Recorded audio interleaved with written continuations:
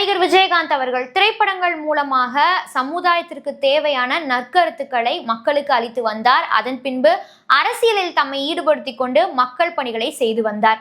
அவர் இந்த மண்ணை விட்டு பிரிந்திருந்தாலும் என்றும் மக்கள் மனதை விட்டு பிரியாமலே இருக்கிறார். அதற்கு உதாரணமாக சொல்லக்கூடியது என்னன்னு பார்த்தீங்கன்னா, இன்றளவுக்குமே ஒரு ஆலயத்துல பக்தர்கள் கூட்டம் எப்படி குவியுமோ அதே போல அவருடைய கல்லறையில இன்றளவுக்குமே மக்கள் கூட்டம் அப்படிங்கிறத மிகப்பெரிய அளவுல வந்து கொண்டே இருக்கிறது. அப்படிப்பட்ட விஜயகாந்த் அவர்கள் நடிக்க இருந்த ஒரு திரைப்படத்தில் நடிகர் சூர்யா அவர்கள் நடித்து, அவருக்கு பதிலாக நடிகர் சூர்யா அவர்கள் நடித்து இட் கொடுத்திருக்கிறாரு. ஆமா, ரமேஷ் கண்ணா அவர்கள் KS ரவிக்குமார் அவர்கள்ட்ட உதவி இயக்குனராக பணியாற்றி கொண்டிருந்த சமயம் ரமேஷ் கண்ணா அவர்களும் விவேக் அவர்களும் ஒரு நெருங்கிய நண்பர்களாக இருந்திருக்கிறார்கள்.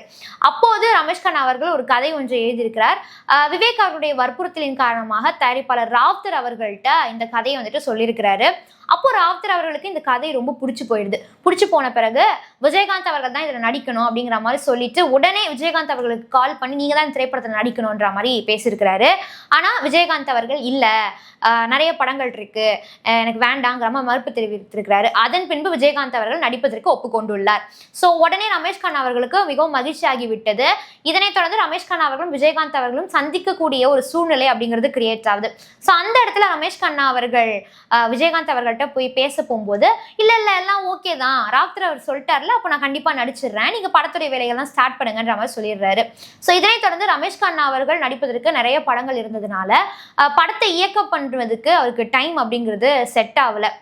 அது மட்டும் இல்லாம இந்த கதை அப்படிங்கிறது அப்படியே நிறுத்தப்பட்டுள்ளது. ஸோ இதற்கான வேலைகள் எதுவுமே அடுத்த ஸ்டெப் இவங்க வந்துட்டு எடுக்கல. இதன் பின்பு தான் நடிகர் சூர்யா அவர்கள் வராரு. அவர் நடித்த எல்லா படமே பார்த்தீங்கன்னா தோல்வி அடைந்து கொண்டே வருகிறது. எனவே ரெட் ஜெயிண்ட் என்ன பண்றாங்க, தானாக முன் வந்து நடிகர் சூர்யாவை வைத்து ஒரு திரைப்படம் எடுக்கலாம் அப்படிங்கிற மாதிரி பிளான் பண்றாங்க.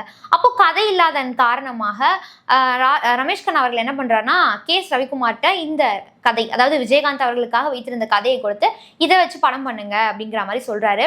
ஸோ அப்படி சூர்யா அவர்கள் நடித்த ஒரு திரைப்படம் தான் மிகப்பெரிய அளவுல தற்போது வரைக்குமே இட் கொடுத்து கொண்டே இருக்கிறது. அப்போதும் இட் கொடுத்தது, தற்போது வரை இட் கொடுத்து கொண்டே இருக்கிறது.